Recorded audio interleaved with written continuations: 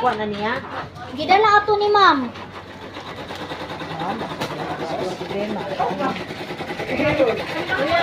Sir, naumana ka. Asa na kung si kay magpalihok si Sir Un. Ayos. Ay. Isa ma'am. Sir.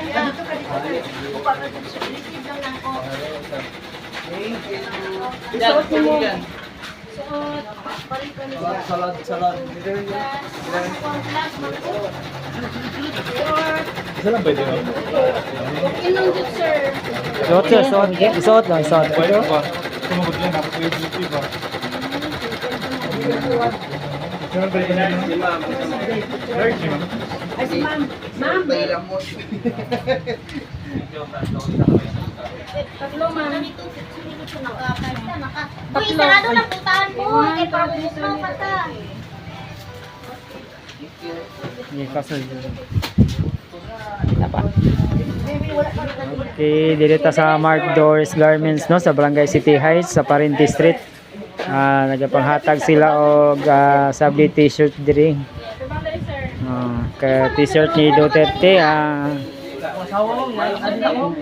Yan. Kini siya sa tribute sa birthday ni Tatay Digong.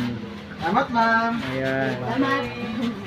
Happy birthday, Tatay Digong.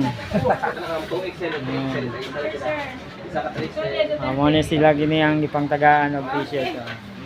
Yan, taod-taod na po ni mga botron mga idol, no. Yan, ganina natagaan na po ni ganina mga idol.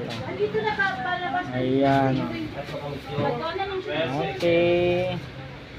Ini siya libre ra kini mga idol gihatag sa Mark Doris Garment diri sa Barangay City Heights, diri sa Santos City mga idol. Ayan. Ano siya, sabli t-shirt.